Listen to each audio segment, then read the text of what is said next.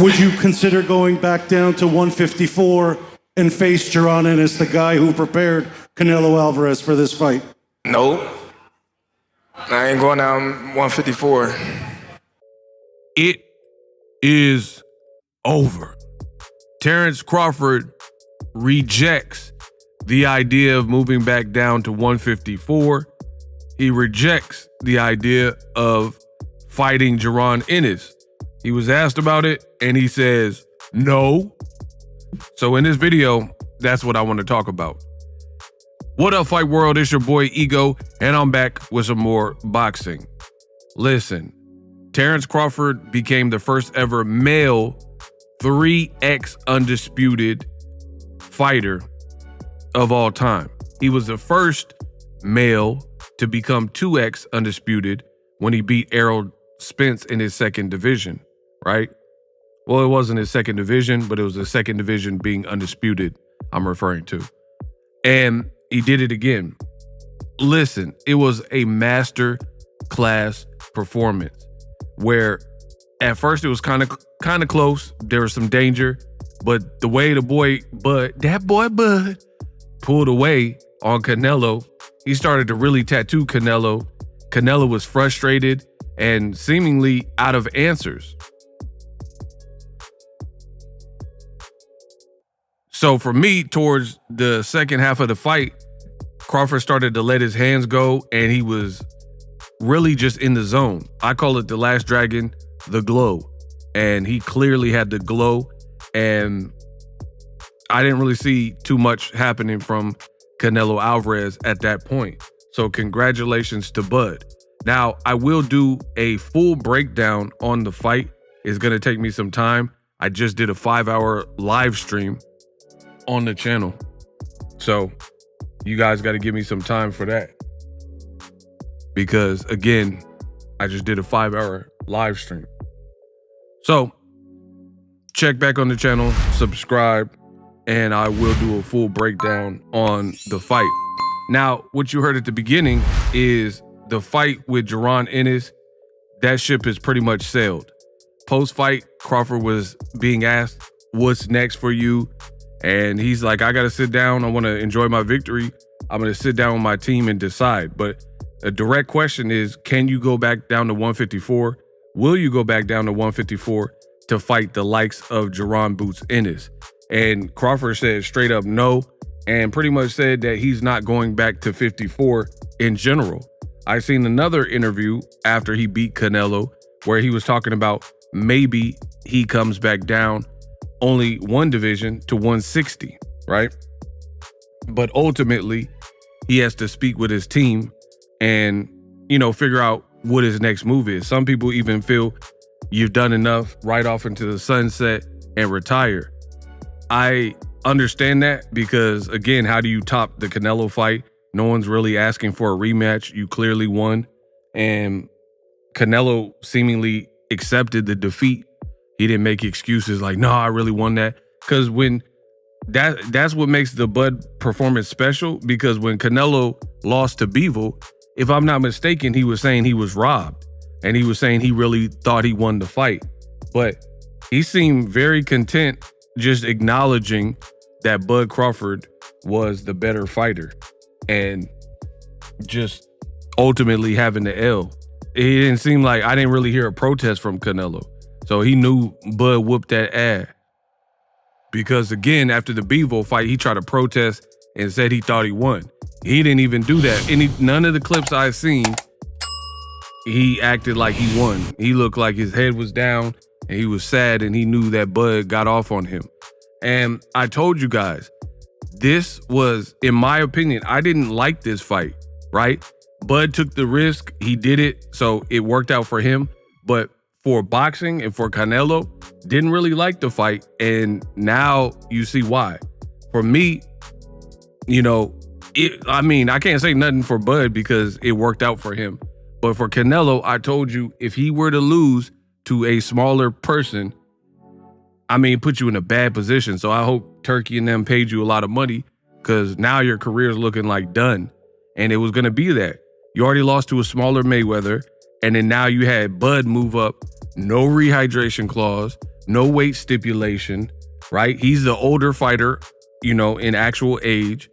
He moved up and succumbed to all your demands. He was the B-side, took shorter money. He moved up really 3 weight classes, and then he whooped you. So it's like, I don't even know how you come back from that. I mean, I know Canelo has strong fans, but they just literally watched him get beat by a welterweight and get beat and have no answers and look confused. You know what I mean? So that's that. But as far as my thoughts on Terence Crawford and him saying no to Jaron Ennis, to be honest, the ship has sailed. I'm not mad at it. At one point, I wanted to see the fight, but we just watched Bud beat Canelo at a higher weight. We have yet to see Boots Ennis fight anybody close to an Errol Spence or a Canelo Alvarez, which Bud has done in the last few years, or actually from Errol Spence on. So Errol Spence, Israel Madrimov, and Canelo. Those 3 names in a row, that's a better run than Boots' whole career. So after making however much money he made with Canelo and putting on that performance at a higher weight with Canelo, he already showed that he took the risk. Boots, he's a younger fighter, but we got to see him take some risk.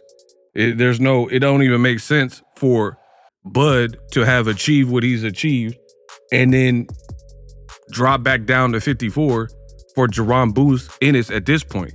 Now, if he was at 54 and never fought Canelo, then maybe you can make that make sense because Boots is moving up to 54.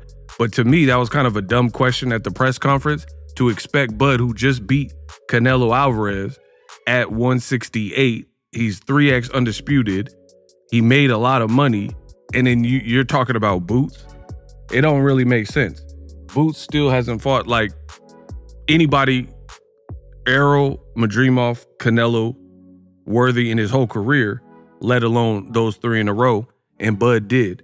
So you're talking to somebody in ego that really wanted to see Boots versus Bud. But Bud has found a way to take challenges and kind of solidify himself even greater. And we haven't seen that from Bud. So I feel like it's almost a disrespect to keep bringing up that particular fight. I think Bud has earned the right to kind of decide and, maybe get a fight he wants, whether it's an Omaha fight or pick and choose a little bit. You know what I mean? Like everybody else got to be the A side when they defeated Goliath. So why wouldn't Bud get that? You see what I'm saying?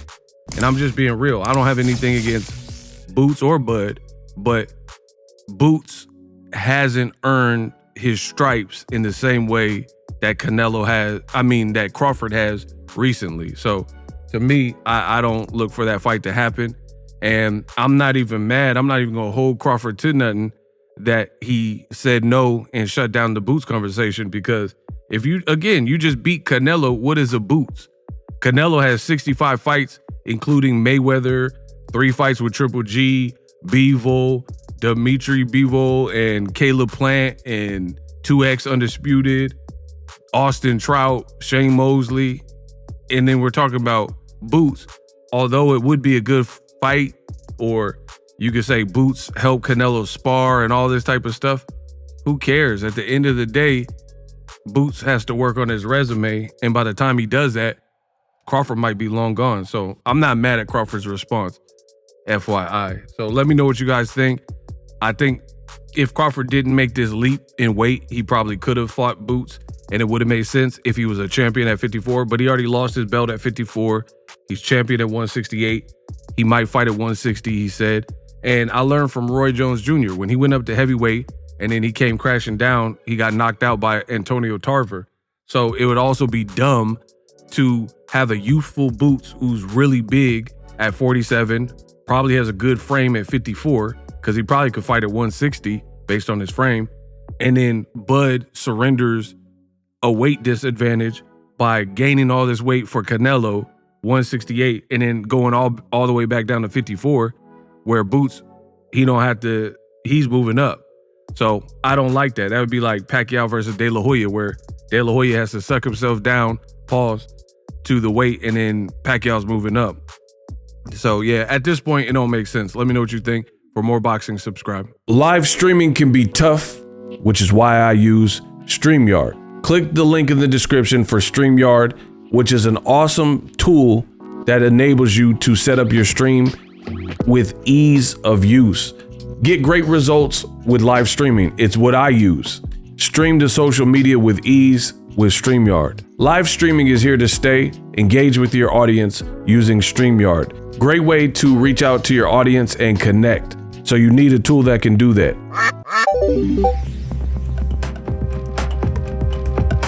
If you're new to YouTube and you're struggling to get views, one tool I can provide to you is TubeBuddy. I've been on YouTube over 10 years. I use TubeBuddy daily to crank out videos just like this one that you're watching. Learn how the pros do it with TubeBuddy. YouTube receives a lot of traffic, which also means a lot of creators, a lot of people putting out content. So you need to learn the ropes so you know how to separate yourself, especially if you're new, but even if you're a pro, use TubeBuddy. The link is in the description. Get more views, more subscribers, and a higher click-through rate, so ultimately you can realize all of your online goals. Use my affiliate link in the description and grow your channel fast.